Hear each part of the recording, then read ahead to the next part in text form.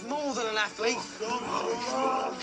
He's an artist. I think you're in love, Ron. Shut up. Victor, I love you. Victor, I do. When we're apart, my heart beats only. Harry Potter!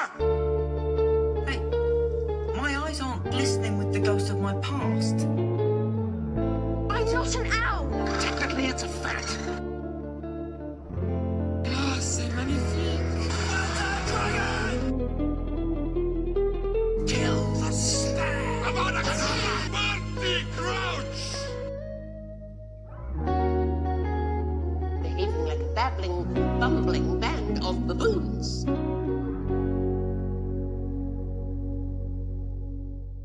Junior.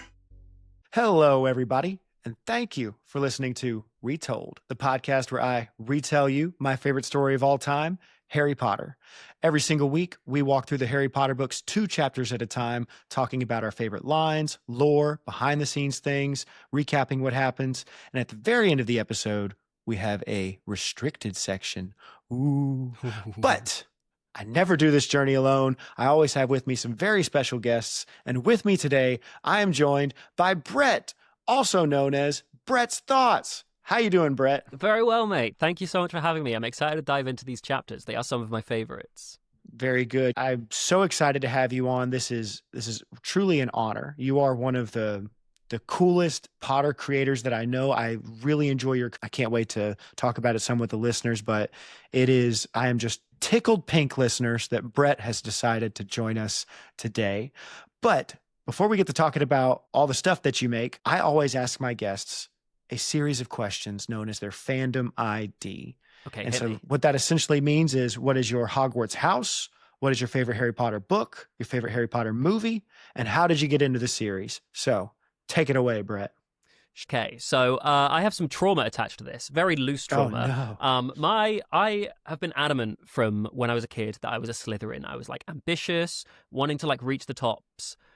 And then ever since I've been making content, my audience has been hammering me, telling me I'm definitely a Hufflepuff. Just Hufflepuff vibes, cozy around the fire, like nice to chill with, like not ruthless enough to be a Slytherin.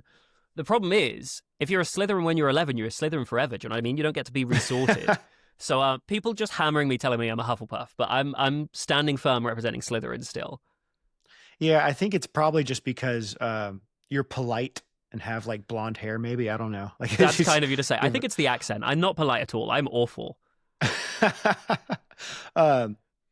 Yeah, I am a Hufflepuff, so I get it. But also, like, you have a very successful platform or YouTube channel, and you make a lot of awesome. So I can see all the ambition. I can see the cunning there and the hot takes that you have. So I believe you. Thank you, man. I appreciate it. I feel like the beauty of the beauty of everything is that we're not all just because you're one thing doesn't mean you just only exist inside that box. Do you know what I mean? You can be like proud, and then you can be creative like a Ravenclaw, and you can be like kind and loyal like a Hufflepuff. And I'm definitely not brave in fight or flight. I am definitely flight. So no part of me lives in Gryffindor, but I'm okay with that.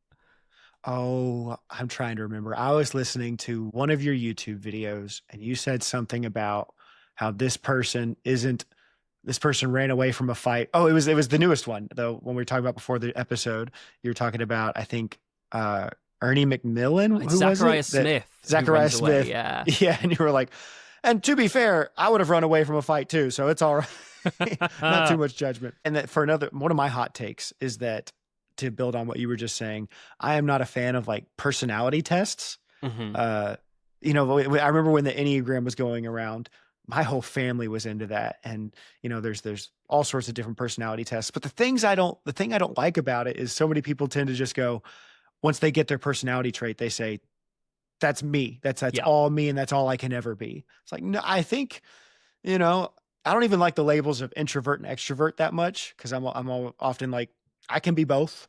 Life is all about like growth and adapting and changing and letting the things that you experience make you into more of a person or a different person or whatever. So sorry, I feel like we took ages on the very first part of my fandom That's all right.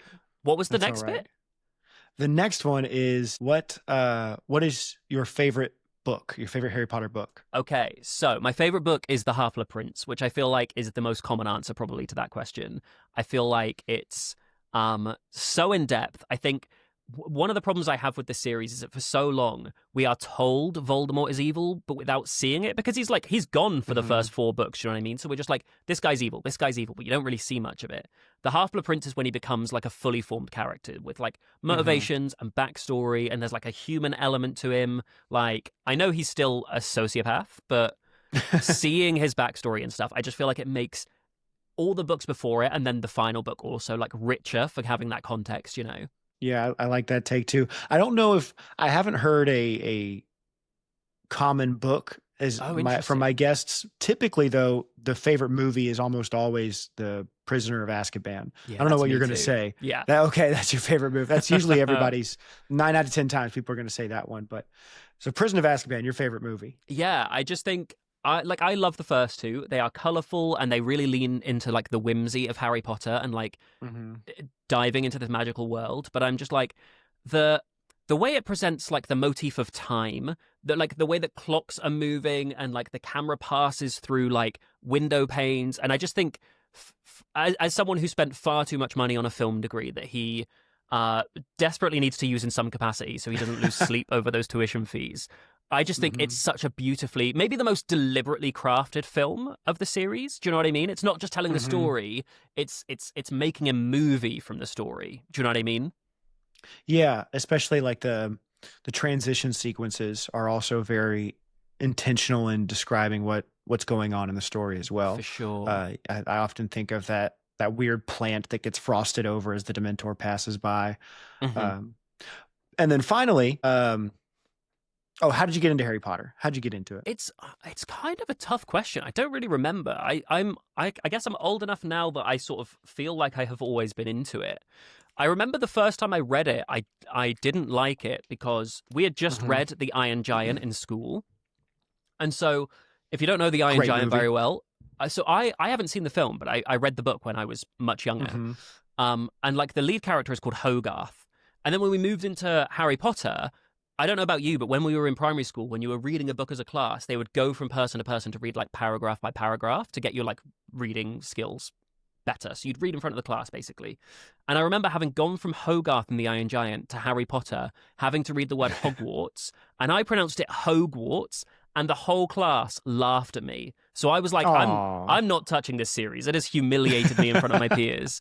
And then I feel like everybody in sort of my generation, like the movies started coming out, the books got bigger and bigger as they released. And I was just like, I can't ignore this cultural phenomenon.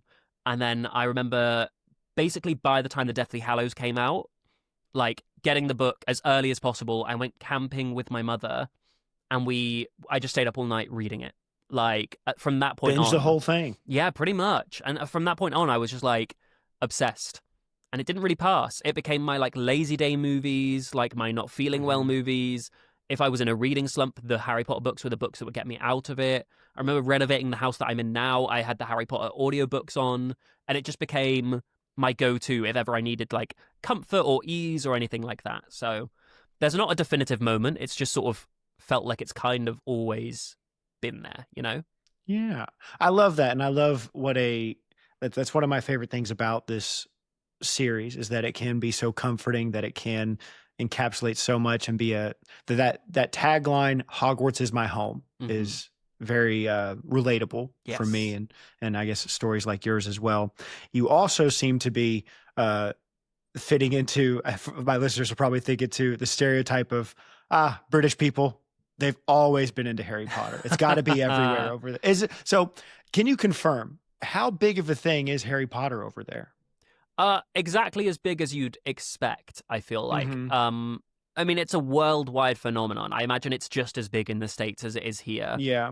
But I guess it's a bit more rooted in our culture. And I don't know if that makes it bigger here or bigger there. Because I guess for you guys, things like prefects and having houses at school is like, it's like a novelty. It's such like a cute little quirk. But for us, that's just normal. Yeah, all of the British stuff sort of adds an element of magic to it. You know, it puts us in the mode of, you know, the Narnia series, you know, stuff like that. You know, when you hear oh, they're having tea in the middle of the day. That's so magical. Like, I think it really adds to the mystique of it. But I guess that makes it slightly more commonplace. Just those particular things about it for y'all. I know, like over here, I could probably think that somebody over in the UK could ask a similar question of like, well, how big is Marvel over in the US or something like that. But anyway, thank you for sharing your fandom ID with us. Now, I want to move on to your YouTube channel known as Brett's Thoughts. Are you just on YouTube with that? Is it anywhere else? I am in as many places as I can be without losing my mind trying to keep up with them. So I'm on YouTube, I'm on TikTok, I'm on Instagram. I previously hosted Harry Potter quizzes every Wednesday for about 3 years on Twitch before about a year and a half ago I parked that. I plan to go back to it at some point. I don't know when, or if I'll just keep saying that and never actually go back to it. But sometimes something's got to give, you know. But it's all nerdy stuff. It's largely Harry Potter. I also talk about like Doctor Who and Star Wars and Marvel and Stranger Things and all of that good stuff. I like that you used the expression, I parked that, because that's what Eddie Redmayne said about the Fantastic Beasts series. Right now it's parked. Nice. But Brett's Thoughts, really cool channel. Can you tell us a little bit about it? Yeah, of course. So it's mostly Harry Potter. It's video essays where I deep dive my favorite characters, a big series that I have going on. Well, I have a few. I'm very format first with my content. So I'll think of a format rather than an idea and see what other things I can apply it to. So it will be like, I have a books versus movies series in Harry Potter. So it'll be how the books, or rather how the movies changed how they represent certain characters from the books. So we've done like Dumbledore, Voldemort, Harry, Ron, Ginny, Luna, all sorts of characters. I also have a series going season by season, how I would turn each book into a season of TV with the new HBO reboot. I have plot hole videos and just video essays breaking down different moments. I rewrote the epilogue because I hate the epilogue that we got. I rewrote the Potter's death. I rewrote a chapter after Harry goes down to the forest in the Battle of Hogwarts. I know we have a restricted section, so I'll try and stay away from any spoilers. But yeah, basically anything you can think of. I do what ifs as well and different theories about like where the Hallows came from and who invented the unforgivable curses. Just anything you can think of. I have waffled about it for between 10 and 30 minutes. I think for somebody like me, one of my favorite types of videos is character rankings. So those are the videos of yours that I probably watch the most. The one I watched today, brand new episode on your show, was the top 10 most underrated character, or 10 of the most underrated characters in Harry Potter. It was a really fascinating episode. I loved watching it.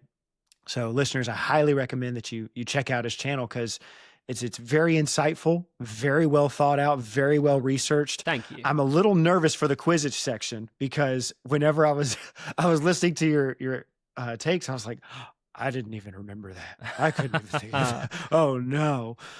So if you listen to this podcast, you will enjoy the channel Brett's Thoughts on YouTube, TikTok, Instagram, all those wonderful platforms. Hey, thanks for the shout out, man. I appreciate it.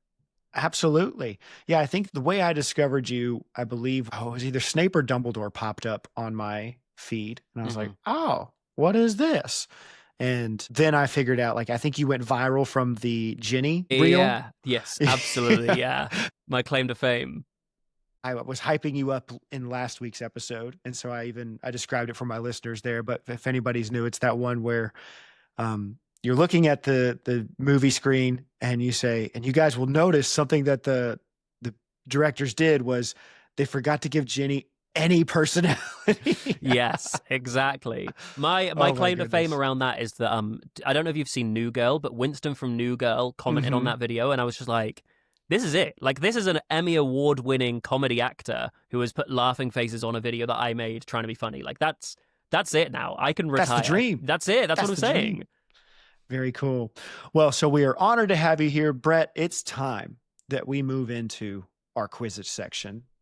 So this is the part of the episode, listeners, where I am in competition with my guests, and I sort of phrase it very arrogantly in that I believe I know more about Harry Potter than anybody else in the entire world. And the way, if you have a hypothesis, listeners, you have to put it to an experiment. And the way that I test this out is I represent myself and my guests represent the world. And we keep track of who gets more correct answers. And at the end of each season, each book, we see who knew that book better. I won book 1, lost book 2, lost book 3, unfortunately. And they were very close things, Brett, very close. But here we are. The good news is that book 4 is my favorite book. Oh, is it? Absolute favorite one. Yes. And so hopefully I can eke out a win here. At the time of this recording, I am currently up, listeners, by a score of 4.5 to 4. So I got half of a question. Nice. Two-parter correct. So I need 4.5 to 4. And so what we're going to do now is, Brett, you ask me your first question, and then I'll ask you, and then we'll do the next two. Okay, I just want to say, I realized in my intro, I said that I hosted Harry Potter quizzes every week for 3 years, which sounds like it gives me an edge. My ability to retain information is so below par. I don't want you to have an inflated idea of how well I'm going to do, because I write the questions and I research what I'm writing before I write it. It does not stick in here, okay? So I just want to throw that out there. No, listeners, don't believe him. He's a genius. And if I win, I'm that much better. All right, Okay, my first question. At the Quidditch World Cup, there is a broomstick that is advertised. What is the name of that broomstick? Blue Bottle. Very good. That is my favorite trivia question in all of Harry Potter, by the way. Really? Yeah, I feel like of all the questions I've ever asked, that is the one that stumps people the most. Yeah, because I remember when I looked it up on the Harry Potter wiki, it just said it was a broomstick. Mm-hmm. And that's really about spoiler for that Golden Snitch, listeners. There's not much else to it. There's a few things, but not much. All right, your first question. What team did Ludo Bagman play for? That's my second question. So I'll get the point. It's the Wimborne Wasps, and also England, technically. That is correct as well. But yeah, the Wimborne Wasps. Thank you. Okay, I'm going to have to pull up my Kindle here and try and find a second question for you. There is a wizard who is wearing a long, flowery nightgown at the Quidditch World Cup. What is that wizard's name? His name is Archie. Very good. Archie. He likes a nice, healthy breeze around his privates, listeners. He does. And who doesn't? Exactly. Right? You'd be crazy if you didn't. You can't see my bottom half. I might be sat here wearing nothing down there. With a nice fan blowing. Your next question, Brett, is, let me see. I have 3 to choose from now. Okay. Let me minimize my Kindle window so that you don't think I'm cheating. Oh, that's fair. I would trust you. What color robes is Mustafa, the referee, wearing in the Quidditch match? Oh, that's a great question. Now, if it had just been his name, I would have confidently got it. I think he's wearing, let's see, Ireland wear green, I believe, and I believe Bulgaria wear red. I think Mustafa is wearing black robes. So close. Gold is the correct answer. Oh, but no. Fear not, Brett. I have just, for funsies, bonus questions for you. Okay, hit me. See if you can redeem yourself. So one of them, you kind of asked it, but I had name one of the things advertised on the board. So aside from the blue bottle, can you name something else that is advertised on the board during the Quidditch match? Oh, my word. I literally was looking at this about 2 hours ago. I'm telling you, my memory recall is dreadful. One of them is one of the most basic things you could put up there. Oh, okay. This is definitely not basic, but I'm going to guess, is there a hair elixir? No, there's not a hair elixir. Damn. I'm letting the rest of the world down here. There's, I don't have it pulled up, but I do remember 2 of them, and exactly were Bertie Bott's Every Flavored Beans. Of course. That's right before the match starts. But along with Blue Bottle, there was also Mrs. Scour's all-purpose cleaning solution thing. Yeah, I thought it was cleaning, but I couldn't figure out like what side of cleaning. And then my brain was just like, they use Scourgify to clean. Why would they need cleaning products? So I went away from that. So when you when it's funny that you said the other one because the hair one, because when I was thinking about it myself before I read this chapter, that's what I thought it was going to be on the board as well. Mhm. But and then your final, just for funsies question. So this is going to sound intimidating, but it's Okay. the second half of the question that's important. What ailment afflicts Gilbert Wimble from the Committee of Experimental Charms? He's growing what? He's growing. It's an ailment. He has a certain ailment. It's that scene when people are walking by in the Bagman and Crouch chapter, and Arthur is pointing out different wizards, and he goes, that one's from this place, this one's from this place. Oh, and there's Gilbert Wimble. He's had those for a while. Oh, I was going to say dragonpox when you said it was growing something, but it doesn't sound like you should be around people when you do that. No. Growing them for a while.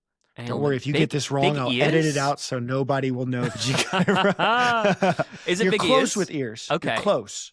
Okay. Think, I'm trying to think of something that won't give it away. It's horns. He's growing horns on his head. I But see. yeah, I just had that in there because it was... Dude, those are great stood out to me. questions. Those are really Why, tough. thank you. And so I do feel a little bad because these are much harder questions than I would ask my typical guest. But I was also like, he is big time Potter content creator. He can handle. I don't want to insult his intelligence. That's very kind of you. It's all research, dude. I retain none of it. You got one of them right though. That's All true. right, I mean, so- it is written in front of me as one of my questions, but it was up here anyway. I would have remembered that one. That's right. That's right. I'll edit out you saying that, of course. But, no. So, listeners, that wraps up our Quizzitch section, except we got to ask you your question. So, last week, your Quizzitch question was, what does the gnome hide in whenever Crookshanks is chasing it through the garden at the Weasleys? And the thing that gnome jumped into was a Wellington boot. So, if you got that right, congratulations. If you got it wrong, better luck next time. Next time being right now. Your question for this week is, whose broom does Aidan Lynch ride on the back of whenever Ireland takes their victory lap around the stadium? Aidan Lynch is the seeker who got all messed up, and he rides, back seat on somebody else's broom. Who is that other Quidditch player? If you want to answer that question, write into theretoldpodcast@gmail.com or message me on Instagram at theretoldpodcast. And that wraps up Quizzitch. So, Brett, are you ready to get into our chapter coverages? I am. I'm excited to talk about things I've researched to bring back my bravado around knowing Harry Potter stuff. No, we believe you, Brett. All right. It was just a fluke. It was a fluke. That's it. I had last week on a professor who he teaches Harry Potter for his class. And if it makes you feel any better, he also did 1 out of 2. Okay. So, Was it Prof. yeah. JW by any chance from Instagram? It was Prof. Oh, JW. I love his stuff.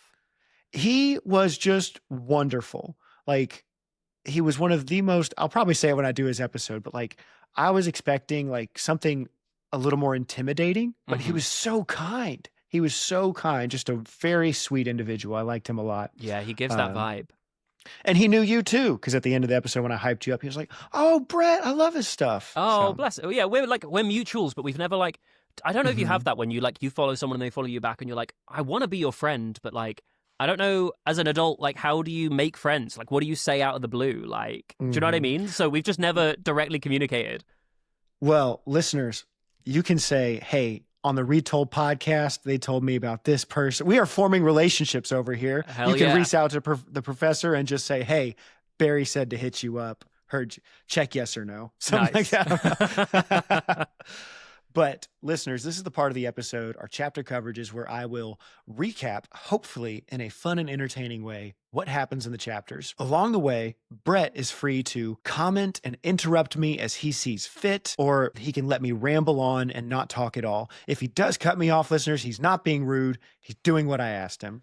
So let's hop into it. They get to the campsite after taking the port key, and they start walking up to a ministry official. I like Harry's note on their dress of him just saying, they do not do well at dressing like muggles. Which is ridiculous, right? You would Given- think, Like, so I've made videos about this, so forgive me for repeating myself, and also forgive me for jumping in less than a sentence into the, no, I into love the it. recap. Love it. Like, every wizard should live among muggles. Like, Hogsmeade is the only all-wizard settlement, right? Which means anywhere else in the country, if you are living there as a wizard, you are living among muggles. So how do you not know how they dress? You see them every day. It blows my mind. It makes me furious. They are the biggest homebodies, I guess. I guess whenever you can magically transport, you don't have to go out into the street. You're just popping into other houses. Maybe. Yeah, and I guess a lot of them live in like small villages, or like the borough is like in the middle of a valley, right? It's just in fields. So I guess they don't have many neighbors. So if every wizard is a little more reclusive, I kind of get it. But like, come on, man. You cannot be that ignorant. Especially because in the Chamber of Secrets, Ron is like, half the wizards out there are half-blood or more, right? We would have died out if we hadn't married muggles. So it's like, you probably have a muggle in your family somewhere, like an in-law or a cousin, or do you know what I mean? It just, it beggars belief that they can't even register how they dress. It's a silly little plot hole that I'm just like, magic. Yeah, I don't, it doesn't upset me like that, but it's still like... It doesn't make sense, though. Yeah, exactly. You're right. The official that they walk up to, his name is Basil, and I like that he's not happy that Arthur gets time off. He goes, "Oh, that's all well and good for you, but we've been out here since last night." But he shuffles them along, says, "We got people coming, so get out of here."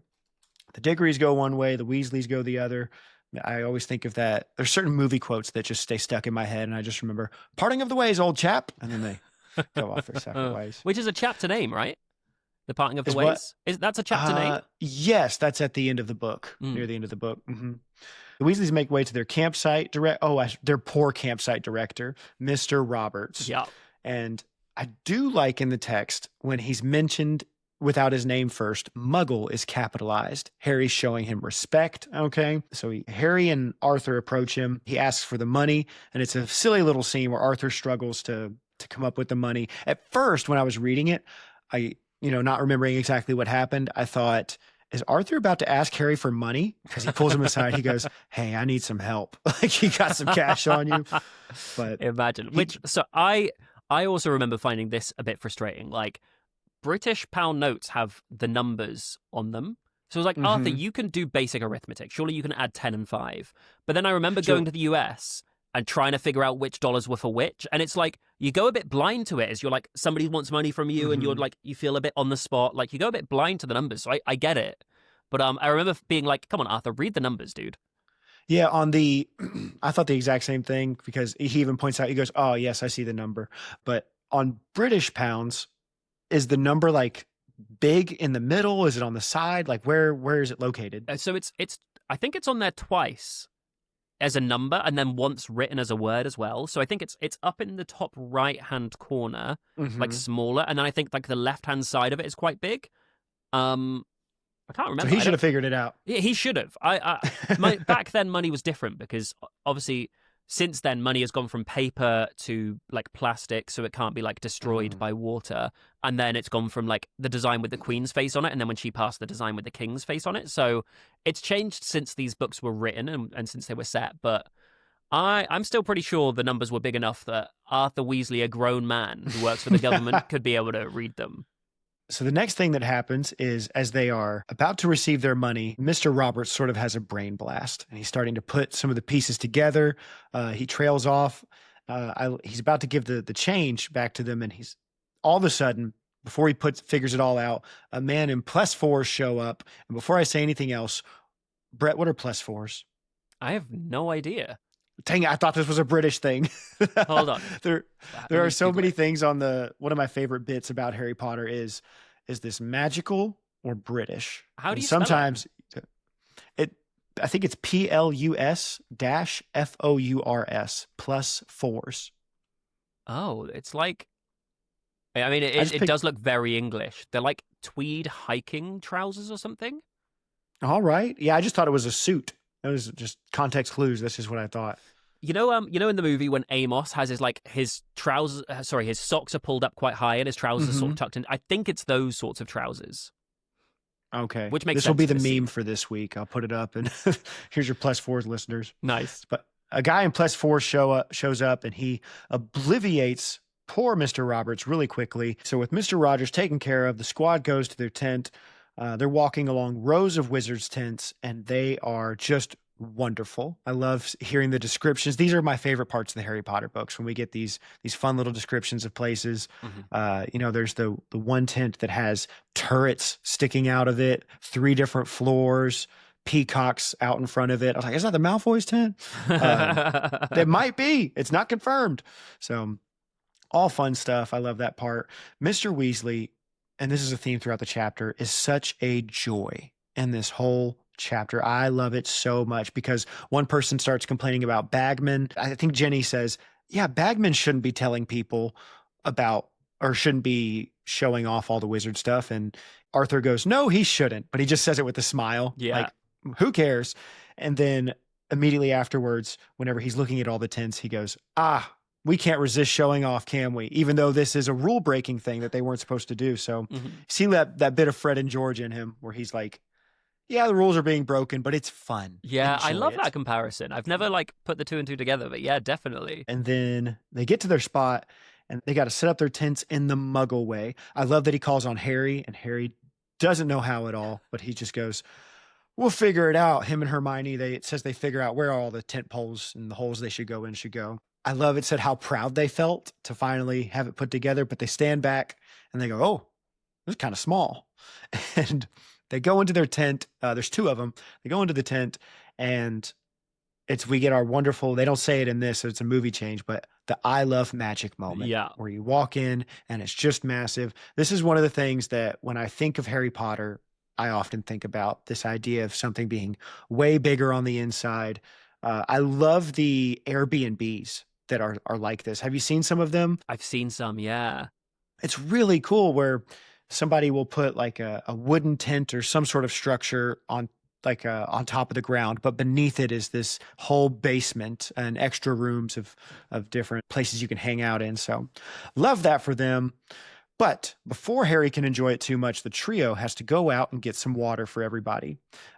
I also, again, I'm going to say this a lot this chapter because you selected this chapter. I asked, which ones do you want? And you're like, I want the Bagman and Crouch one. And I can see why. This is such a fun chapter. Isn't it? But I wrote, I love Arthur as he sends them off because he says, we got to go get some wood for the fire. And Ron goes, we have an oven. We'll just use magic and it'll be just fine. And his response is essentially, when in Rome, Ron, do what the Muggles do. He's very excited about it.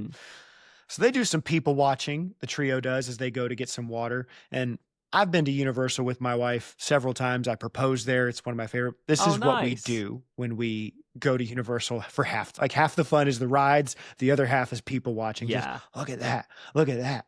Look at that.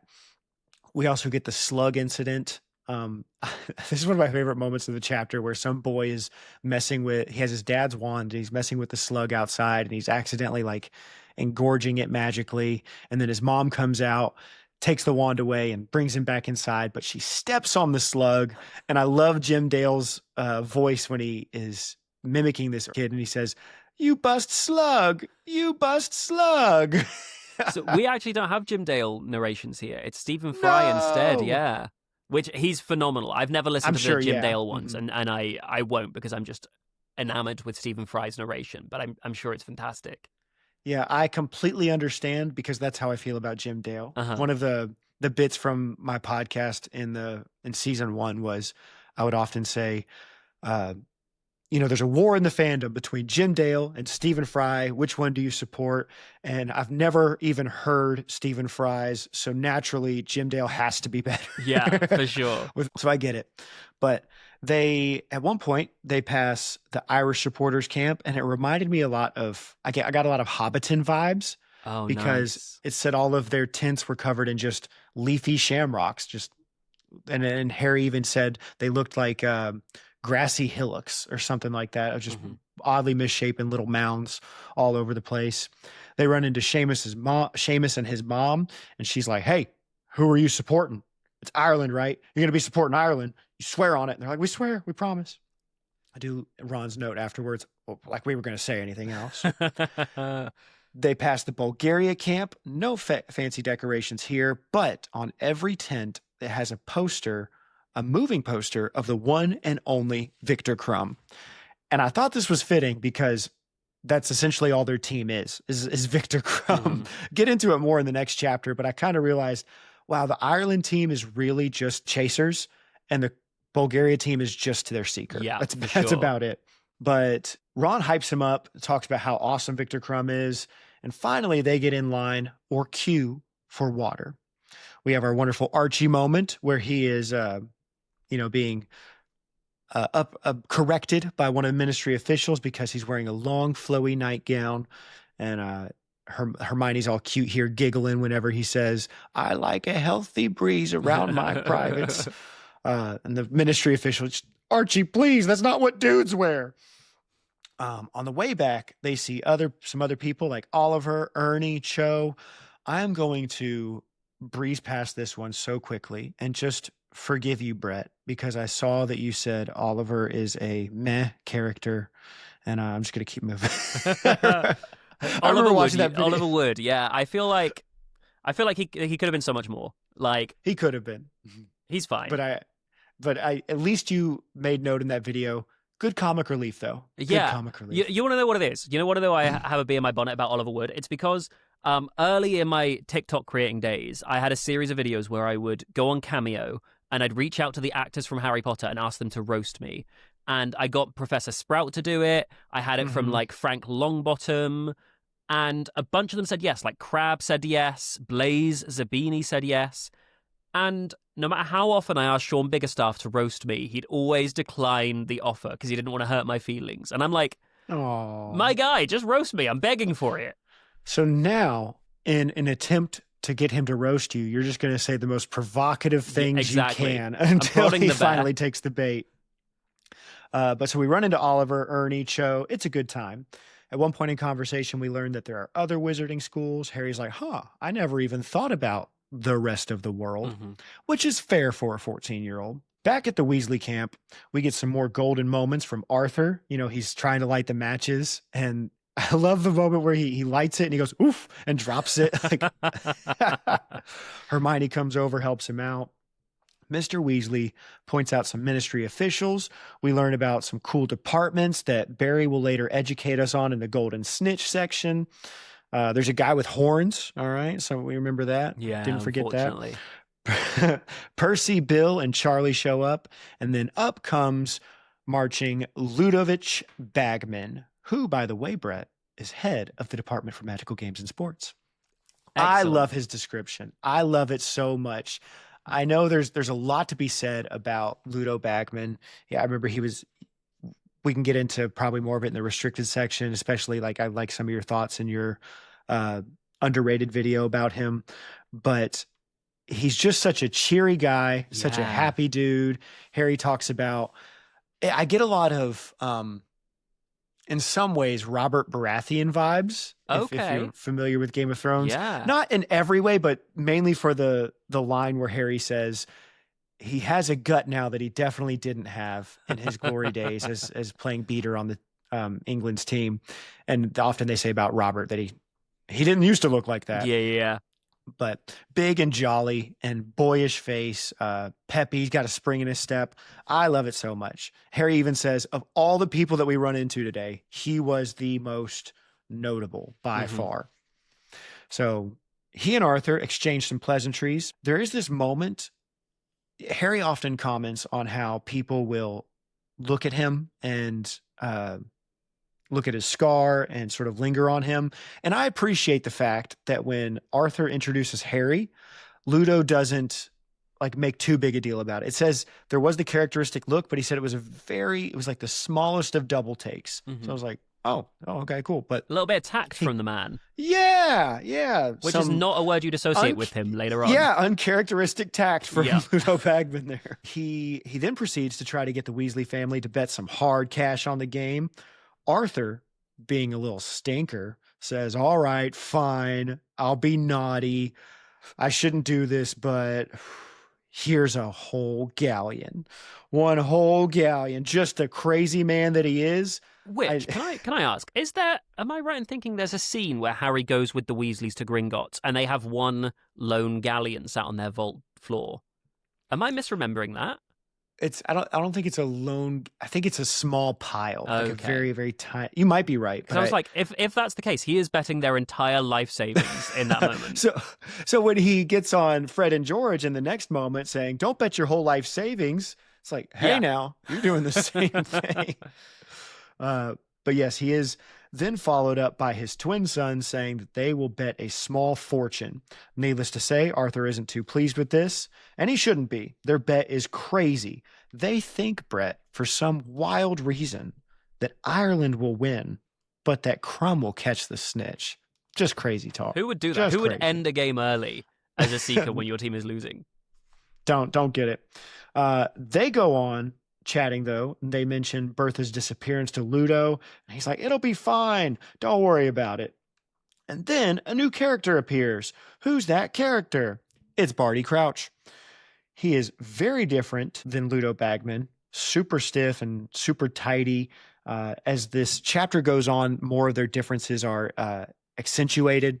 I love the line where it says something like Ludo said breezily, followed up by Crouch said dryly. Mhm. So it's like their differences on full display. One is just lackadaisical, carefree, and the other is all business, strict rule follower. They're almost like good cop, bad cop, right? Without like having to tear anyone down. But that's the vibe you get from them. They just juxtapose each other perfectly. Absolutely. Harry is continuing the trend from the last episode, notes of the fashion sense. Something that Professor JW pointed out a lot was, man, Harry is taking note of everybody's fashion. Does the same thing here, seeing that, like, he highlights that Crouch's fashion, like the way he can dress like a muggle would have even fooled Uncle Vernon. My next note is poor Weatherby. Poor Weatherby walking up saying, oh, and it's Percy for those who don't know. And he's like, you want some tea, Mr. Crouch? And absolutely, Weatherby. Oh, Fred and George have to fight back some laughter. Crouch says to Arthur, hey, Arthur, been meaning to talk to you. That one guy, he's upset about you banning flying carpets. And I have a note on this in the Golden Snitch section that I want to talk a little bit more about. Oh, interesting. Okay. But I was fascinated when Crouch says, yeah, back when my family, back before it was illegal, all right, before it was illegal, y'all, my family had a 12-seater. Like, and I think they talk about a carpet, and they mentioned how carpets are like family vehicles. But it's like, that's a massive carpet. Anyway, at one point, Ludo almost lets slip a super secret, but Barty cuts him off and stops him from telling all the kids the wonderful secret. Dang it, Barty. That could have been fun. All we find out is that something is happening at Hogwarts. But then Barty and Ludo got to roll out, and Barty doesn't even have any of poor Weatherby's tea. He leaves it completely undrunk. So sad. Poor Percy. I had a note of a section I wanted to read for us. There's certain things that stand out so much that I just have to read. I told you moments in this series like these are my absolute favorite. When a little bit before the game starts, a sense of excitement rose like a palpable cloud over the campsite as the afternoon wore on. By dusk, the still summer air itself seemed to be quivering with anticipation, and as darkness spread like a curtain over the thousands of waiting wizards, the last vestiges of pretense disappeared. The ministry seemed to have bowed to the inevitable and stopped fighting the signs of blatant magic now breaking out everywhere. I love that. Like the mood is rising this whole time. Ministry wizards have been running back and forth, trying to get things under control so it doesn't set the muggles off. But it's too much even at this point. They're like, you know what? Forget it. It's like the teacher on the last day of school who's been trying to get you to behave all day, and it's the last few minutes, and she goes, you know what? Forget, talk, get to be on your phone. I don't care. Yeah. It's a wonderful time. I love it. I feel like the picture of the scene at that point is painted so well as well. In, like, let's face it, a few concise sentences. Yeah, the writing in those moments, those are the things that I just want to live in. It's time now to buy some souvenirs. There's tons of cool stuff for sale. All right. Besides Omni-Oculars, Brett, one question I was going to ask you was, could you have named any of the other souvenirs besides Omni-Oculars? No. Really? Yeah. Not even the little crumb? The walking crumb? Like, maybe. I feel like if I'd sat there and, like, racked my brain, that's you probably would've what I gotten would have it. settled on, but I wouldn't have been certain about it. Understandable. But there's tons of cool stuff for sale. We got lion scarves, like made me think of another character later in the series, but wearing a scarf, and the lion actually roars on the scarf. We got shamrock hats, tiny brooms, and tiny players, and the omni-oculars. What would you want the most out of all the souvenirs, Brett?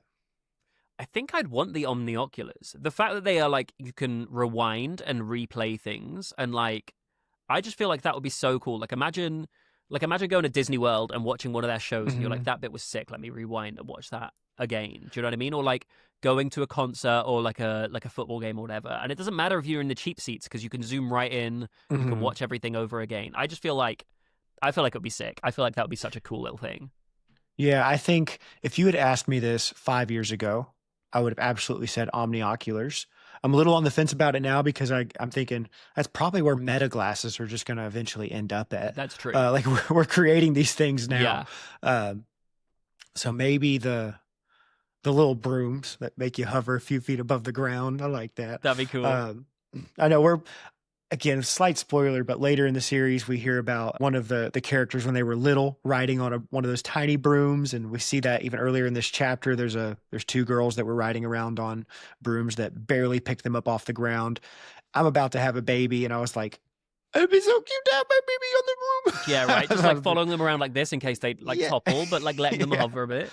Yeah. So anyway, Ron decides that he wants a little mini crumb. And that is before he sees the omni-oculars, though. And he's pretty upset about not being able to buy some meta glasses. Ron is, I like the difference in their reactions, though. So Harry ends up buying both Hermione and Ron omni-oculars along with himself. And Ron has the reaction of like, he's really upset about it because, he's a little bit insecure about the fact that his family doesn't have a lot of money. Yeah. Doesn't want Harry to always buy him stuff. And Harry makes up for it by saying or comforts him by saying, don't worry, I won't get you a Christmas gift for like 10 years. Yeah. But that was Ron's response. Hermione's response was just, oh, thank you, Harry. Appreciate it. Yeah. She's like, I'll get the programs. Like what goes around comes around, right? It'll all even out. I love it. I just like, she's like, I'm pretty secure in myself. I'll take it. Yeah. They meet back up with everyone else. And then it happens, Brett. A gong sounds. Red and green lanterns light the way, and Mr. Weasley says, it's time. Great ending to a chapter. Yeah, and it's like as the gong sounds, these like lanterns light up, paving a pathway into the distance, right? Which gives me chills when I read it, because I'm like, imagine waiting for like the concert of the year, like your favorite artist or like your sports team in like the big cup final or the Super Bowl or whatever it is, and you're waiting and everything's built to this, and there's a big gong, and then these lanterns in your team's color or the artist's color or whatever like light up with the path. I just feel like you'd get chills, right? Just sick. I just get strong vibes of the original Quidditch World Cup video game.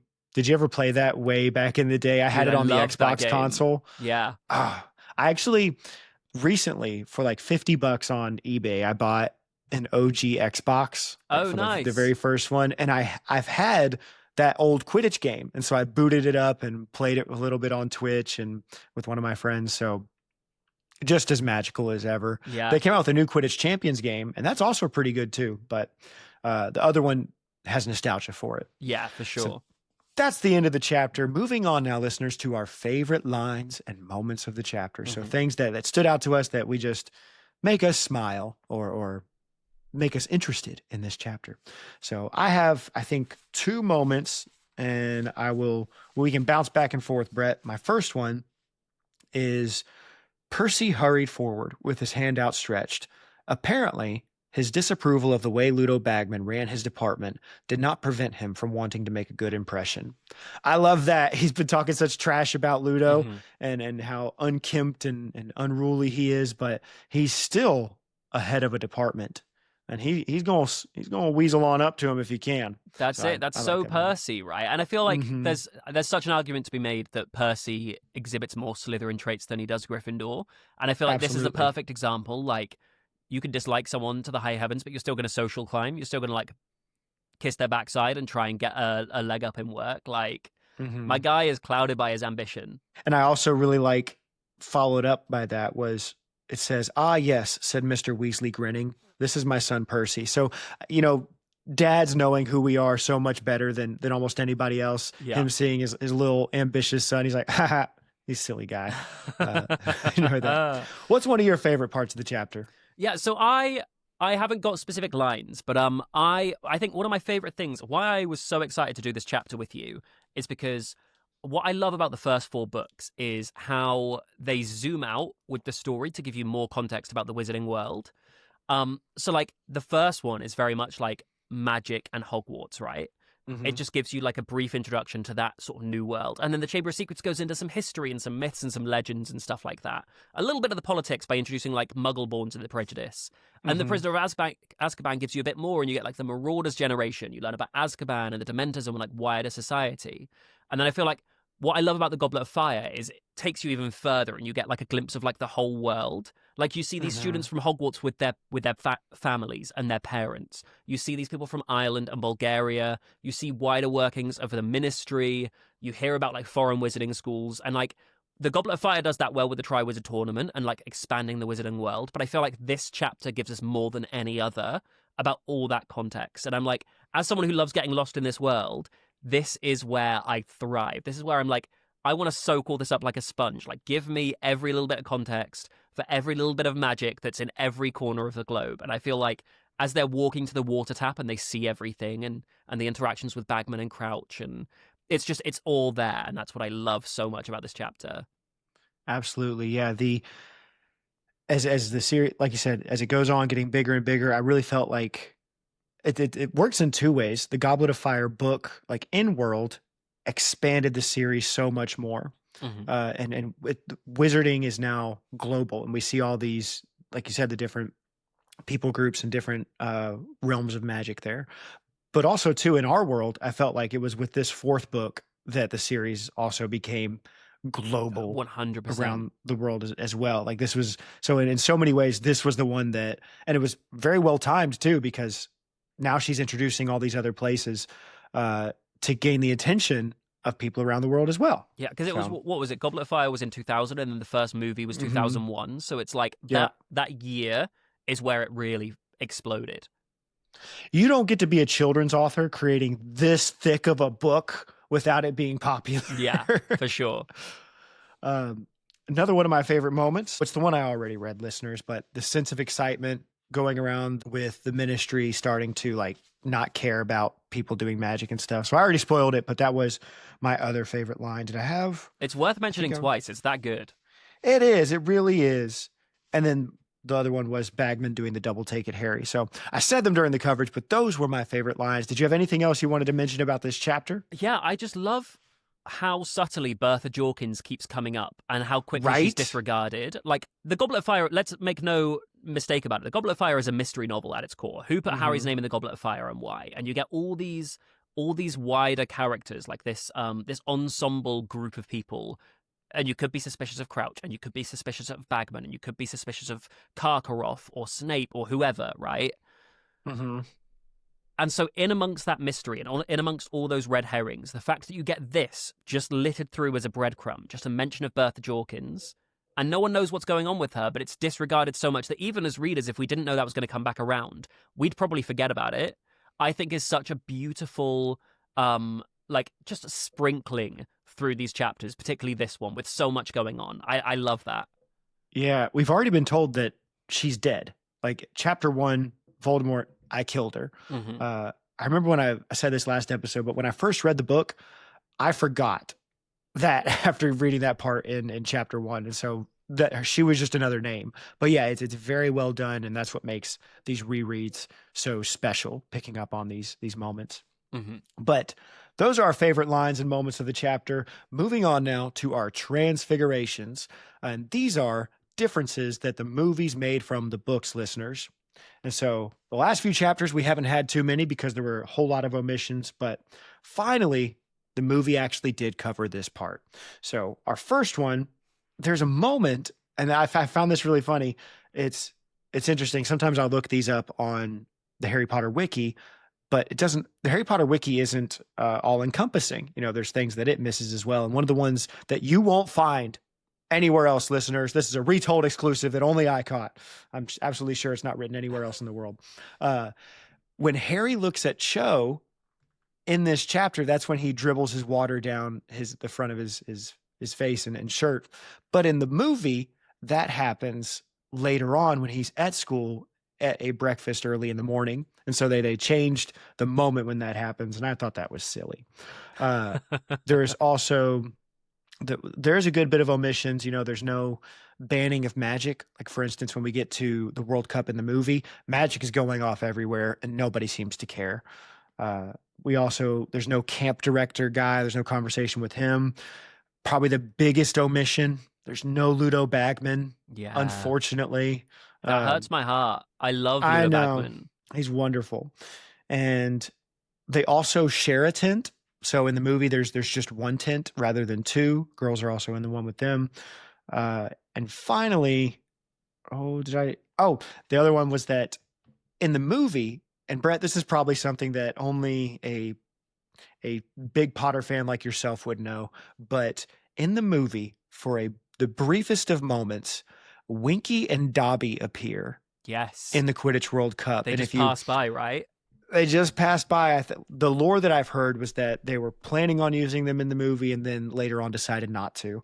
But Winky and Dobby, the two house elves, ride by on like alpacas or something.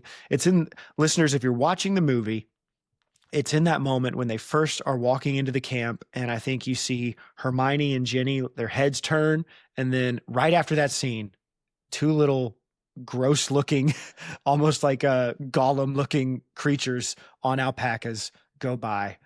That's Winky and Dobby. It just feels like George Lucas special editions, right? Where they just throw stormtroopers into the background just because. It's like, if you're going to do it right or don't bother, So that's all of our transfigurations. Now, moving on to our golden snitches, which are little lore drops, behind the scenes things, Easter eggs, things that the average fan might not know about. So the first one I have, this is not a Potter related thing at all, but at one point, Arthur Weasley says, yeah, poor Perkins, he has lumbago and he doesn't really go camping anymore. And I was like, what's lumbago?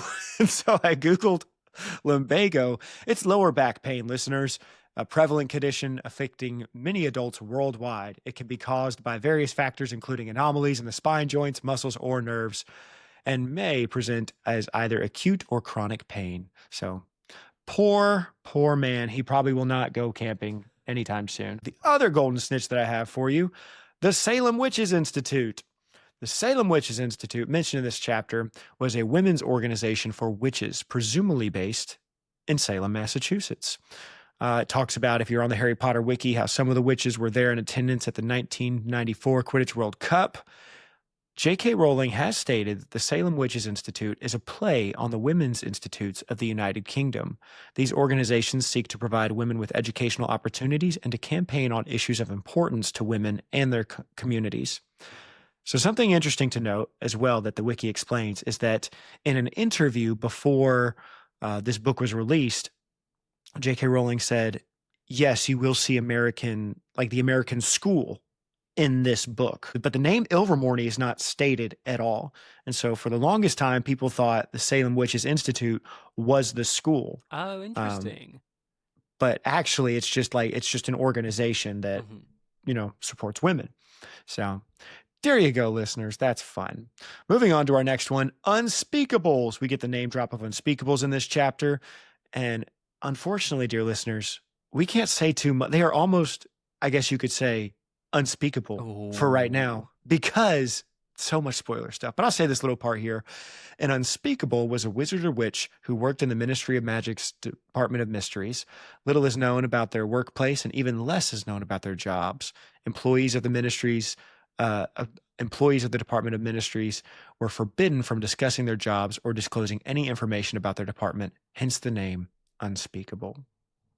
I just had some dumb idea of like you treating your YouTube career like an unspeakable with your fiance. So, you get done with work and she goes, so what did you do? And you go, can't talk about it. Yeah. Top secret. Yeah. It's classified. You don't have the security clearance, I'm afraid. Sorry, babe. The next thing that I thought was interesting, Arthur makes mention the proscribed charmable objects list the registry of prescribed charmable objects. So this is a Muggle-made items, or these are Muggle-made items that have been illegally enchanted, typically with malicious or mischievous intent. This classification and its corresponding legislation exist to protect Muggles and uphold the international statute of secrecy by preventing wizards from bewitching everyday non-magical items.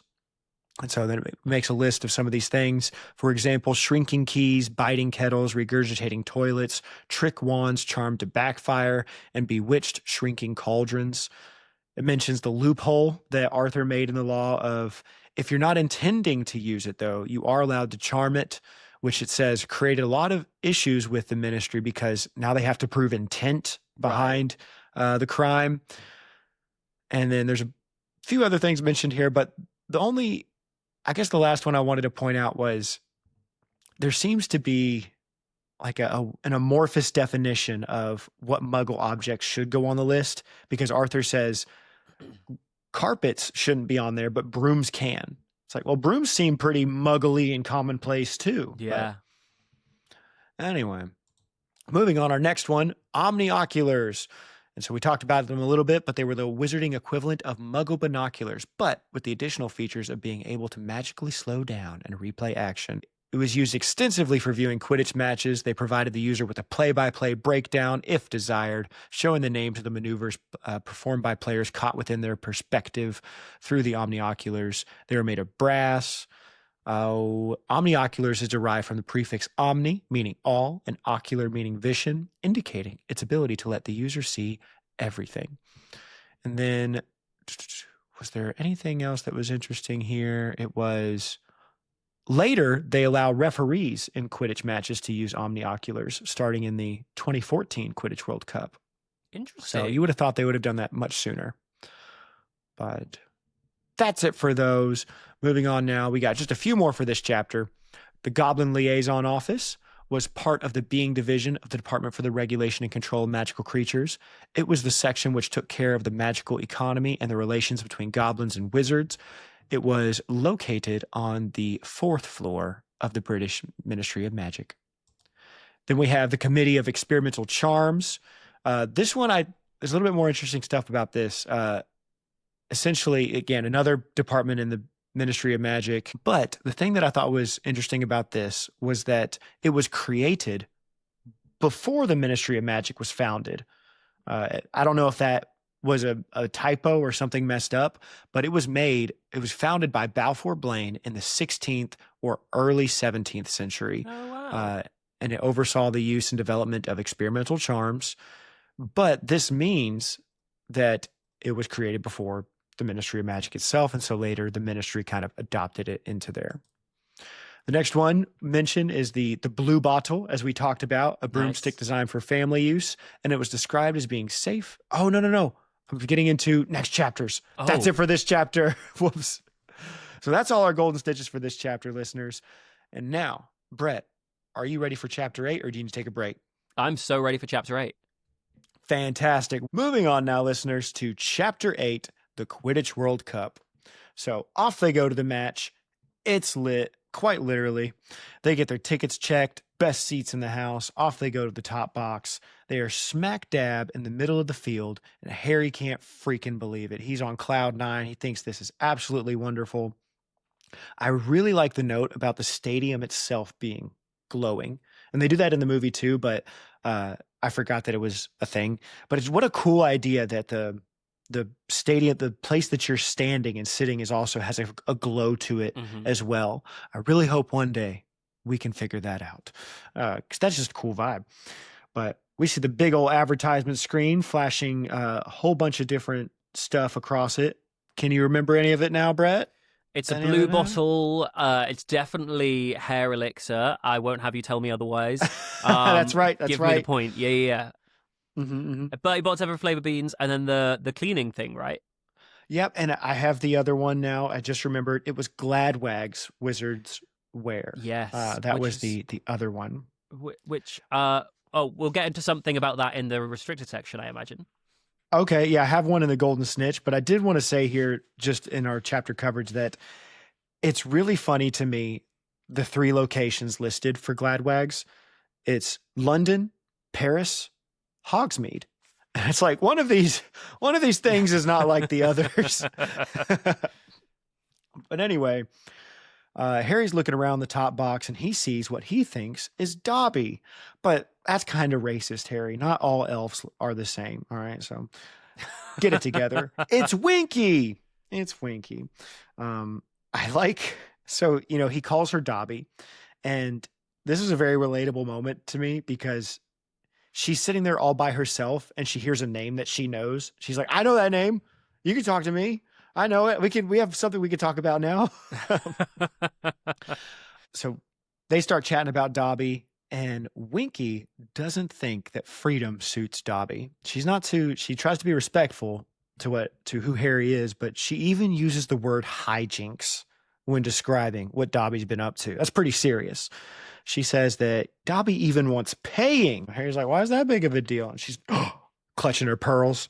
When Harry says he's glad Dobby is having fun, she says half elves ain't supposed to have fun, just work. And she's very much like, look at me.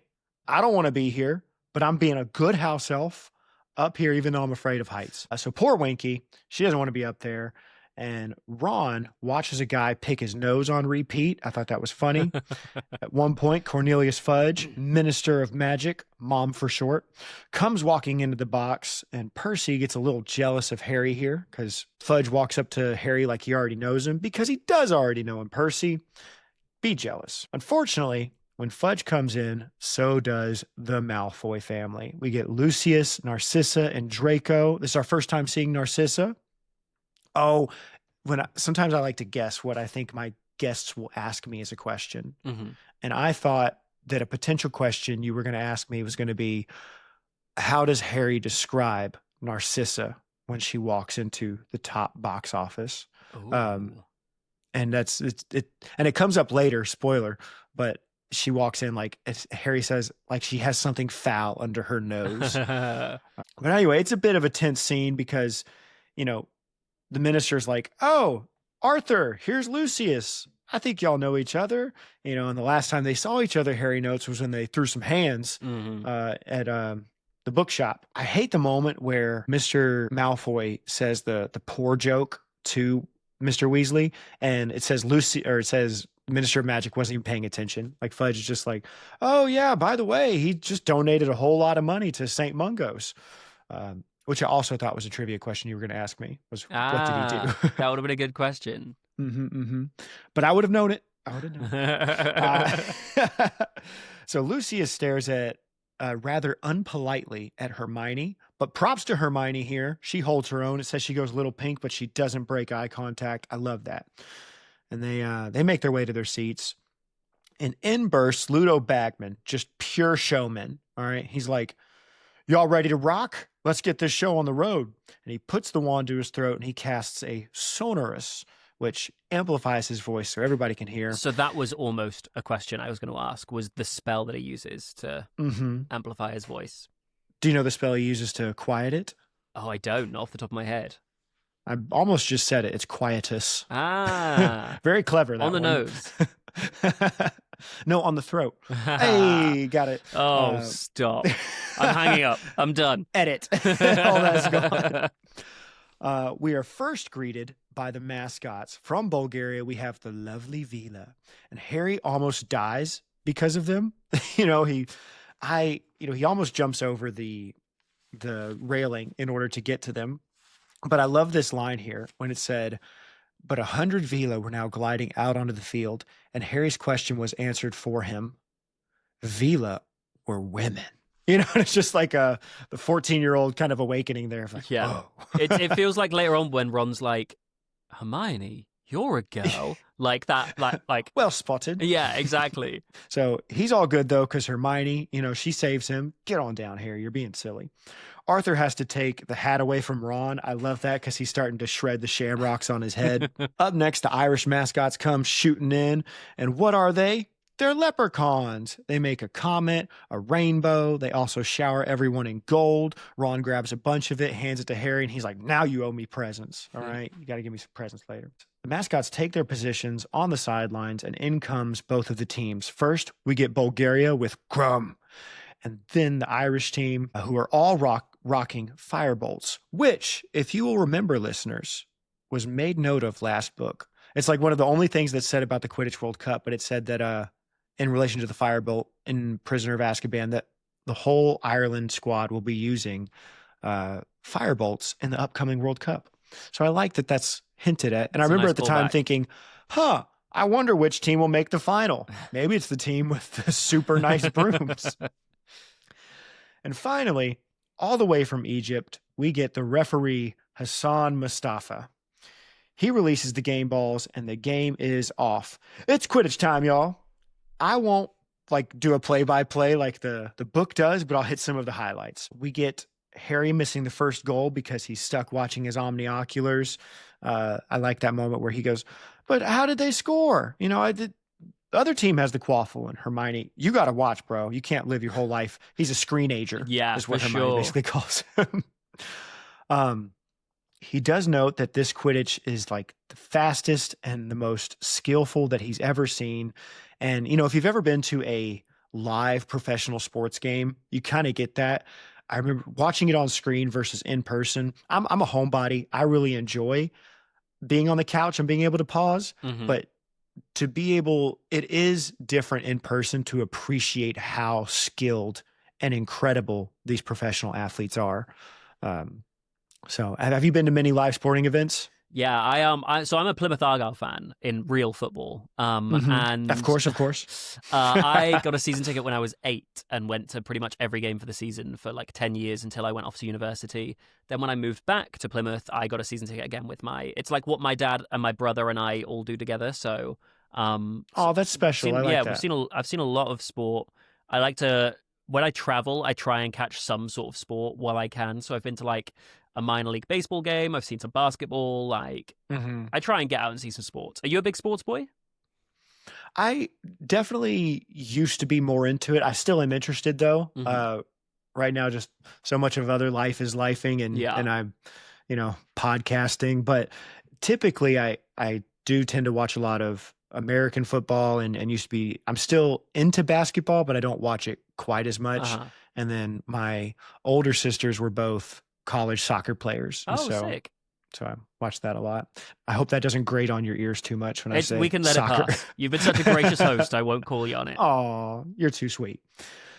So at one point, Crumb and Lynch come shooting through the action and Hermione's like, they're going to crash. And the note is so funny. She was half right because only Lynch hits the ground. And we get introduced to the Wronski defensive feint. No spoilers, but remember that name, dear listeners. All right. That might come up again later. Where a Seeker gives a little diving fake out and tricks the other person into almost killing themselves is kind of what it kind of seems like. But anyway, Lynch is down for a bit. We get a crazy line from Charlie. Listen, so many things to me, I'm not sure are whether it was from the time or whether they are British, but this moment was so funny to me. Because Charlie, Jenny goes, is he going to be all right? And Charlie says, he'll be okay. He only got plowed. And in American football, if somebody gets plowed, they're going to be down for that's when a big hit happens. Okay. And what I am guessing he meant and what it kind of means in this situation is the wind was knocked out of him. Yeah, I guess so. I mean, I wouldn't say that plowed is a particularly British phrase. At least not. I wouldn't say I've come across it, particularly as a sporting situation. Yeah. The other solution is that and admittedly, J.K. Rowling does not know much about sports, so perhaps this is her not knowing what terms to use here. Yeah. But yeah, I was like, only plowed? That's crazy. But mind you, in a sport with over 700 fouls, I guess it could be a lot worse. That's true. Eventually, Lynch does recover and play resumes with Ireland racking up the points, just goal after goal. And Bulgaria responds by racking up the fouls. They're playing a lot like Slytherin in the previous Hogwarts Quidditch Championship. They're very violent, hitting people all the time. Most of Ireland's final 5 goals come from fouls, taking penalty shots. At one point, we get a wonderful mascot fight. All right, the Vila are literally throwing fireballs at the leprechauns. Ministry wizards try to stop it with no luck. In comes a bludger, hitting Crumb right in the face, breaking his nose. I wrote down, have you ever seen WWE? Of course, yeah. Absolute fantastic. So my note was, in comes a bludger, hitting Crumb in the face. He's got a family, dang it. That's something old JR would have said. Oh my God, King. Let him go. But he doesn't care. He chases off after Lynch with who's seen the snitch. Blood is flying through the air. Both players hurtling towards the ground. Lynch can't pull out of the dive in time again, and he crashes, crushed by a crowd of Vila that stampede over him. But wait, where's Crumb? There he is. But what's that in his hand? It's the Golden Snitch, and the match is over. So, sadly, it's a weird moment because it's like a bit of a wet fart of an ending. Yeah. In that it's like, whoa, what a crazy ending. He caught the snitch. But they didn't win because the final score is actually Bulgaria 160, Ireland 170. So Ireland wins. And I love the slow realization of Ireland being like, oh, wait a minute. Wait, we still won. Yeah. Yay. I feel like this is all very indicative of a lack of sports knowledge with how this plays out. Like, because you must have seen it in like the NFL as well, right? You can be like, by halftime, like so down and out, and then somehow still manage to come back, get a bit of momentum, like some wind in your sails. It's like, if Crumb was a good seeker, just stop Lynch from getting the snitch and just let the game go on. Give your team a chance to come back so you can catch the snitch and actually win. I think it's all ego and it's all like self-centered seeking from Crumb. I think it's terrible Quidditch. I think it's a terrible way for a sports game to end. And it makes me furious when they're like, oh, but he ended things on his terms. Screw his terms. It's about winning. This is the World Cup final. Yeah, I think my take after reading it this time was, you know, I like yours too, if it could be him being self-centered. I viewed it more of, and I don't necessarily agree with Harry though, because Harry's trying to act like game recognized game. He's just trying to end it on his terms. Totally get it. It's like, I don't think so, Harry. I think what's actually going on here is Crumb just had his face freaking broken. And he's like, I want to go home. I want this to be over. Fair. I am injured. All right. I'm done. I'm calling it. We're not going to win anyway. So how often do you think that happens in Quidditch? Like taking a bludger to the face? I know Oliver Wood did say that a few broken jaws have happened. So it's like, I feel like, just play on, dude. He could be tougher. Yeah. Come on, Crumb. Come on, Crumb. As I sit nursing my hurt ankle right now.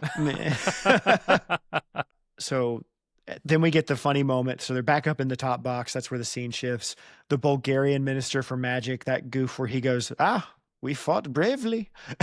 And freaking Fudge is so ticked off. You could speak the whole time. Why didn't you say anything? And, you know, the way JK writes it, well, it was very funny.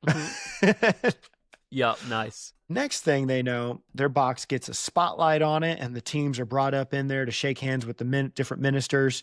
Crumb, you know, we were making fun of him, but to me, he looks like a kind of like a boss in this moment, coming in, just broken face, still walking around. Except he does also walk around a little duck-footed too. And Harry goes, he seems more comfortable on a broom than he actually does walking. Then the Irish team walk in, and their keeper does not look as cool as Crumb does. He's having to be held up, but they hoist the trophy and everybody cheers and they take another lap around the field. At this moment, Fred and George approach Bagman and they say, well, sir, I believe you owe us. And that's the end of the chapter. Yay! Woo! Moving on now to our favorite lines, listeners. Favorite lines, favorite moments from the chapter.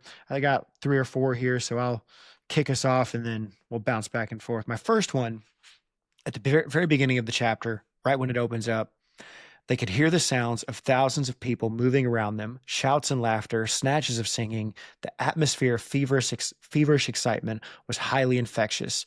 Harry couldn't stop grinning. I've said it several times on this podcast, big fan of the moments when Harry's actually happy. I love this. A lot of fun. Very similar to last chapter, but great moment. What about you, Brett? Nice. So I love about this chapter the interaction with Winky and the empty seat and the seeds that are being sown here. I don't know if you want me to wait until the restricted section to dive into it, but when everything is revealed by the end... Yeah, like when everything is revealed by the end, coming back and reading this chapter and realizing this is kind of where everything starts. Like, I love revisiting that section just before kickoff or tip-off, quaffle-off. I don't know what the... Quaffle-off. Quaffle-off, yeah. I like that. My other one was when the Vila were out and about and Harry's being tempted. And as the Vila danced faster and faster, wild, half-formed thoughts started chasing through Harry's dazed mind. He wanted to do something very impressive right now. Jumping from the box into the stadium seemed a good idea. But would it be good enough? I like that. So it's very much like the kids at recess trying to impress the girls by running faster. Yeah. I enjoyed that. That's Did you have any more? Funny. I wanted to mention... I know we've said about how certain aspects of this are indicative of someone who maybe doesn't know sports terribly well to write Quidditch in general, but also this sequence. But I just want to say, like, I love diving into it a bit more, hearing about like the Hawk's Head attacking formation and the Wronski feint, and just like giving us a bit more like technical information about how a game can be played at a higher level besides just like Quidditch at Hogwarts. You know, I think that's a really cool detail. I think I said in the chapter before, I love how things just grow. And we just get a bit more context to build on the foundations we have, and that feels like a great example of it. Yeah, and I remember recently, like just last year or this year, I finally read Quidditch Through the Ages. Oh, nice! And I loved it. So it was really cool how many different. You know, it's funny because I remember hearing that J.K. hated writing about the Quidditch matches, but this book is nothing but Quidditch matches, and it's really exciting, and enjoyed that as well.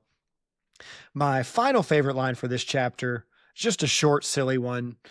When everybody's walking into the top box at the end of the match, let's have a really loud hand for the gallant losers. Bulgaria, Bagman shouted. And what a way to introduce them. The gallant losers.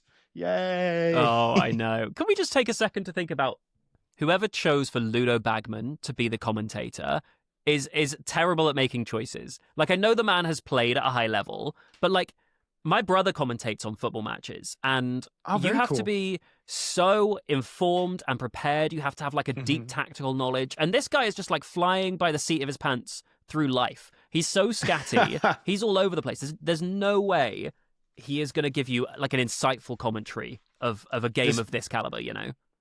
This might be the only thing he knows. You know, I mean, yeah, maybe. He's like, I got one thing, just one thing, and that's all I needed to get through life. Like, I can see him being a co-commentator, but somebody else gives more of like the insight, but just him by himself, I'm not having it. Yeah, you see that often. I know in American football, typically what I'll see in a lot of our games is a former NFL player with an analyst. Yeah. And those are those two people that talk about the game. That's what I'm saying. So he could have done that co-role. And then... Yeah, like have someone who really knows their stuff talking about like, okay, they're in the Hawk's Head attacking formation, but why? You know, talk to us about like the frailties in the defense they're coming up against. And then Ludo can give us the perspective of like what it's like being out there. Yeah, I got it. I just said I read Quidditch Through the Ages. The analyst, it could be me. So when season 4 of the new show rolls around... All right, let's put this out there. I'm speaking it into existence. Nice. Are we giving Ludo analyst vibes? I'll be Ludo. You can be the analyst. We could do it. It could happen. All right. Do I need to have an accent? We might have trouble then. I could be one of the witches from Salem. Oh, so true. Yeah. One of the things that I've said before is that when people will bring up the new series and they'll say, if you could play any role in the new Harry Potter series, Barry, what would you pick? And I was like, realistically, I think the one that could actually work if I were to give it a shot, because I'm an adult now, can't play one of the kids, is I think I could make it in season 4 as one of like the Quidditch players, potentially. Maybe I could just be out there. I don't know. You could be like Troy or someone. Yeah, my heritage is Scottish. That's close. Yeah. So that works. Why not? I give Wormtail as my answer, just because I feel like I can make the face. You know, didn't see that, but he can make the Wormtail face pretty good. Wow. Okay. I like how quickly you spun on a like from a no. Oh, actually, yeah, I see it. Yeah, I was like, oh, he's right. He did not lie. He did not lie. That's called acting. There it Very is. good. I got a B in GCSE drama, which I realize you don't have Yay. GCSEs in the States, but I'll believe you. Moving on now, listeners, to our transfigurations. And so differences that the movies made from the books. First one is that, and we've kind of hinted at it before, but Ludo Bagman is not the announcer for the Quidditch World Cup. He's not a character in this. So instead, it's implied, I think, that Fudge is the announcer, because the way the match opens up in the movie is that it's Cornelius Fudge talking, and he has the wand to his throat, and he's shouting out for everybody, and he welcomes them. And also, another difference, Mustafa, we don't get to see the ref. He doesn't throw out the snitch and the quaffles and all the balls beforehand. Instead, I do like this touch. It's Cornelius Fudge who does it, and he has the wand at his throat, and when he says, let the match begin, when he says begin, he flicks his wand forward, and that releases the snitch. that's cool. And that's pretty sick. Yeah. All right. Say what you want about Fudge. That moment's pretty sick. I like that. Another one is that in the movie, they're said to have bad seats. And that always bothered me. I think of so many of the movie changes. That's probably the one that, like, a top 3 that bothers me so much about this movie is that it's a Quidditch match. The good seats are most likely logically at the top where you can see the players. But yeah, because that's the thing, right? In regular stadiums where it's all on the ground, the top seats are the cheap seats. They're the worst ones. But in Quidditch, this is where it's happening. You're eye level with the action now. yeah, I think so. In the movie, listeners, if you haven't seen it, it's Draco and Lucius make fun of them for having like seats way up at the top, and those are apparently bad seats. But I think, and they don't get to sit in the minister's box, but Lucius and Draco do, but the trio don't. I think the only way around it is that it's like that Quidditch stadium is so tall that there's a midpoint that's in line with everything where the box is, and then it like doubles and goes even further higher up, and now they're so far. I wonder if it's because it's the also like cheapest of seats. it's like bowl shaped, right? So it doesn't just go up; it goes out as well. So it's like distance from it, not just like height. Could be. Yeah. Could be, listeners. The next one is that Barty Crouch is actually in the minister's box in the movie. You know, he don't say anything, but he is in the scene, whereas in the chapter, he doesn't show up at all. So you don't get to see him there. You also don't get any mention of mascots. I know they show the leprechaun fireworks, but I think, and Harry even says in the book that the leprechauns are actually the firework themselves, but I don't think that's what they're going for in the movie. I think it's just a firework itself. So there is no mascots, and there's no match. The match just is after Fudge says, let the match begin, the snitch kind of flies into the screen, and there we are in the next chapter in the tent. Which is, I just find it wild because you don't need any of the main cast to be the Quidditch people. Do you know what I mean? Just get like a B cast and just have a B crew filming it away from production. Like, obviously it's only for budgeting reasons or like runtime or something, but I'm like, you don't need any of your like main people there. So it's nothing to do with scheduling or like, you could just have someone else do it. I think it's baffling. Could you imagine? So it'd be really funny if like they made versions of these movies with those scenes in it, but instead of the main cast for the extra scenes, it's some just random group of people they found. It's like supremely low budget. Yeah. Or like there's Quidditch in the real world. At different colleges they play it and stuff. It's just one of those matches that's played. That'd be silly. I think these movies could benefit from like a Lord of the Rings extended edition where you see stuff like this. Because I think the reason to not include it for at least the Quidditch match for this one, I guess pacing and tonally, I could picture because you want to transition to the dark mood really quick. Yeah, I hear you.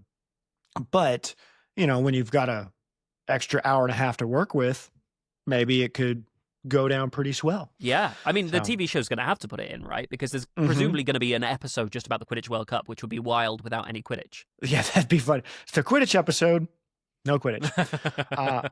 Moving on now, listeners, to our Golden Snitches, behind the scenes, lore, tids, and bits.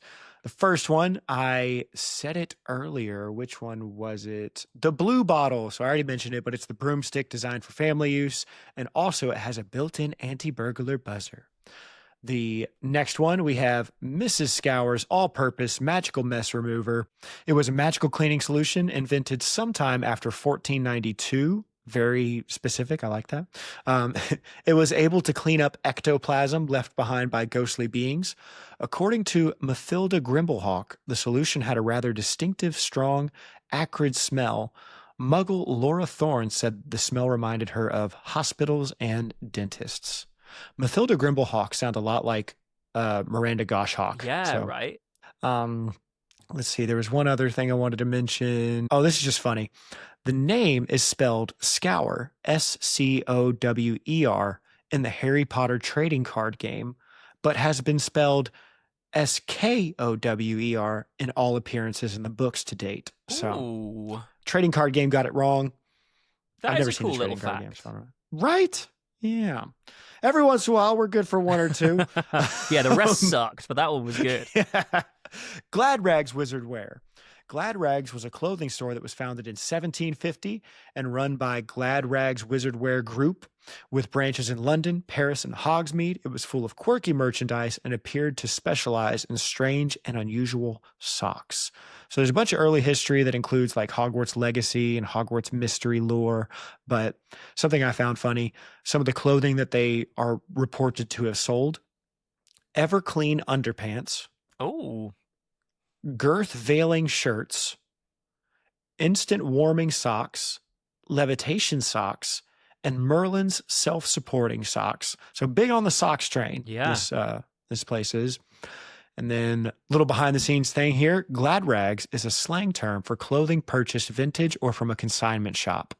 I've never heard that slang word before. oh, have you not heard the song? No, I haven't. That's the next one, but yeah. Oh, the glad rags and the handbags. Yeah, our that Handbags people- and Glad Rags is yeah. the name of a 1967 song with Mike Dabo, who was at the time the lead singer for Manfred Mann. No, I've never heard the song. Is it pretty big? Yeah, I think so. I think somebody else covered it? Hold on. Was it Handbags and Glad Rags by Rod Stewart? I think Rod Stewart did cover it, yeah. Which is obviously a much bigger artist, but or more well known anyway. Anyway, sorry. No Tangent. problem. Thank you for sharing. Yeah. Listen to it. Sorry. It's good. It's a nice like feel good. It almost gives like Oasis vibes, if you will. You know, with the words being glad rag and handbags and it being about like thrifting, it made me think of Thrift Shop by Macklemore for a Nice. second. I wonder if it very different. Yeah. Listeners, don't expect that when you click on it. There's also a magazine based out of India called Glad Rags, which focuses on the modeling industry and the Miss India contest. And finally, Glad Rags is also the name of a company that specializes in organic cloth feminine products. Yay! Next one. Wow. We've got Vila. Vila are mentioned for the first time in this chapter. They were human-like magical beings who appeared as young, beautiful women with white gold hair and moon-bright skin, native to Bulgaria. Their looks and especially their dance were hypnotically seductive to almost all people attracted to women, which caused them to perform foolhardy and impulsive actions to get closer to and to receive admiration from the Vila. Now, I wanted to jump down here to the like extra lore about them. So it should also be noted that Vila hair can be used in wand making, wand craft. So that's a cool extra little thing about them. But the thing I wanted to mention was behind the scenes, the term Vila, never used in the film. The word Vila is an Anglicization, I can't say the word, but of the Slavic term Vila. In Bulgaria, unlike the rest of the Slavic countries, their fairy is commonly referred to as Samodiva. So Oh. that's fun. But we get some cool like mythology here on the Harry Potter wiki. Vila are described as fairy or nymph-like creatures with eternal youth in Slavic mythology, who live in bodies of water and have power and ability over storms. They may be the ghosts of women who drowned, especially those who were betrayed by their lovers. They often appear as beautiful women, but are known to morph into swans, snakes, horses, or wolves. Their magically seductive speaking and singing voices hypnotize those who hear them, and they are fierce warriors. Oh, so they're kind of like And this- Slavic sirens, I guess. Yeah. Yeah, and that's what this thing makes note of is too. But the other interesting thing that I saw was, so it's made mention, and we'll find out later in the book, that a character has the hair of Avila, a strand of hair in their wand, and you can use that for wand making, as we said. But it is said in some legends that if even one of the hairs is plucked, Avila will either die or be forced to change into a non-human shape. So that's kind of interesting, playing with that. Because it's the hair of a relative, isn't it? Mm-hmm. Interesting. Yeah. So maybe it's a deathbed thing. or Take maybe this. maybe they killed them. Maybe it caused the deathbed thing. Huh. Yeah. Also, they are like one of the only known, like it's giants and Vila and very few others who are some of the only known magical creatures who have crossbred with humans. So Wow. there you go. That's your little note about Vila, listeners. Last two, I think. Yeah, last two for you. One is the leprechaun. He's mentioned here. The leprechaun, sometimes known as the Claricorn, was a mischievous magical beast. Although it was not malicious, they had a reputation as pranksters, but never inflicted lasting damage on a human with their pranks. Native only to Ireland, they were fully sentient and capable of speech, but never requested the British Ministry of Magic to reclassify them as beings. So they didn't really care. They're like, forget you. Adults reach about 6 inches tall, so very small. They were green. They had green colored skin, and they normally wore clothing made out of leaves. And although they looked very humanoid, it was unlikely that they were related to humans or any other human-related beings, such as goblins. And so, yeah, that's what you get for that one. Moving on to our last one for the chapter, the Wronski Feint. We talked about it some. Also known as the Wronski Defensive Feint, was a tactic in Quidditch where a seeker would pretend to spot the golden snitch far below and race to catch it, hoping the opposing seeker would copy. At the last second before reaching the ground, the feinting seeker would pull out of a dive, usually causing the opposing seeker to crash. Classified as a dangerous seeker diversion when viewed through the omnioculars, the Wronski Feint was invented by Polish seeker Joseph Wronski and frequently used by the Bulgarian seeker Victor Krum. So there you go. Nice. Yay. That was cool. Yeah, that's all of our golden snitches for the chapter. And so, listeners, that about wraps up like the main bulk of the episode. We're going to be moving on to our restricted section, also known as the graveyard for this book.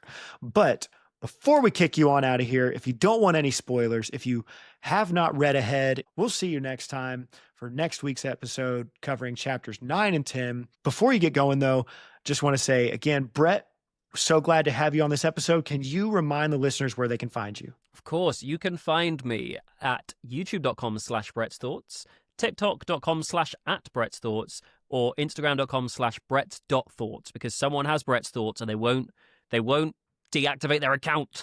That bat rastard. I know, how dare he get there first. You can find me there talking about all things Harry Potter and other nerdy stuff too. Thank you so much for having me on, Barry. I appreciate it. Absolutely. So now, get on out of here if you don't want spoilers. For the rest of us, the cool people, the ghosts chilling in the graveyard, I'm going to say my list here, and then if you have anything else you want to add on with these or after I finish, fantastic. So the first one, I just find it very funny, Ron's love for Victor Krum, because as we know, as you continue later on, he even says it doesn't matter what he looks like, he's a genius. Yeah, because Hermione's like, he looks grumpy. He looks grumpy. I know, they both kind of take a switch. Also, the Victor Krum short, the little action figure, lifelike action figure thing, it suffers a tragic fate later. So it says, like, I think its arm or leg is ripped off. So poor guy. I also had a note of, like, how the heck did Ludo get these tickets? You know, or because, you know, he's shady, does some kind of awful things. I'm wondering, did he get them because of his connections with he is the director of sports, or did he do something he shouldn't have done to get these tickets? I mean, very possibly. It's very in his character. It is in his character. Yeah. So I know that Mr. Weasley says that he helped his brother Otto out of a spot of bother with, I think, a lawnmower. And it's like, I scratch your back, you scratch mine. But also with how much debt he has, I'm sure he could have sold off those tickets to help with at least clear some of it. Yeah. Yeah. he didn't need to give Arthur like that many tickets. I know, because It could've how just many been, are like, there? There are like, what, like 7, 8, 9 of them? Plenty of them, yeah. So it's like he could have just given him, look, here's 3, one for you and one for your wife and one for your boy, something like that. Uh-huh. But anyway, oh, have you heard of this? So you, having been in the Potter fandom for a long time, you may have heard of this one. The Fred and George as seers. Have you heard of this theory? I haven't. I can see why it crops up in this particular chapter of all of them. Yeah, so I think it's inspired mainly by the fact that there's a whole lot of theories out there about Ron being a seer. So maybe it's believed that there's seer blood in the Weasley family. Yeah. But there were plenty of theories going around. You can look them up now, listeners, about how the Weasley twins, there's no way they could have known that Ireland would win and that Victor would catch the snitch, for all the different reasons of, like, one, that's incredibly unlikely. 2, why would Crumb even do that? Like, it just, so many things don't make sense about it. And so some people think either they are seers or they have a time turner, and that also helps them get up to all their antics as well. Because what a ridiculous bet to make otherwise. Yeah, it's kind of in fitting with Fred and George just doing the crazy thing. Yeah. But even still, those are your 2 I guess, canon explanations, listeners, that they're either seers or they had a time turner, or they're just being silly. I feel like if they were seers, they maybe would have seen something coming in a later book that they could have avoided. That's true. That's true. Oh, my chest. Let's see. I wrote down, I did find it funny that one moment where it said that when Barty Crouch made clear that his family, like, always obeyed the rules, because later on we learned that he's such a stickler for the law and rule following that he'll even banish his own family and then do things to his own family to remove himself from being cast in that light. So Harry makes note of that. As you mentioned before, Winky being alone. So Winky in the top box. And also interesting, she's not sitting on the very end. Yeah, she's sitting in the second to last seat. And so it makes complete sense later on when you find out Barty Crouch Jr. was in that seat, because she could have been saving a seat by being on the end, the furthest away from wizards, but instead it was the second to last. So I thought, those little details when you come back, when you're aware of the mystery and that it starts here, like, is this, I'm trying to remember, is this where she also pickpockets Harry's wand, or does that come a bit later? That's in all the furore later, is it? Or is it here? She pickpockets. I'm glad you brought that up because I forgot about that. Yeah, she pickpockets his wand here, and I believe it might be when the Vila are doing their thing, and he is leaning up against the railing. So love that moment. The other one, Leprechaun Gold, and so all the gold falls down. Ron thinks, "Yay, I pay off my debt to Harry," and it's a sad moment later in the book when it turns out, oh, that leprechaun gold disappears.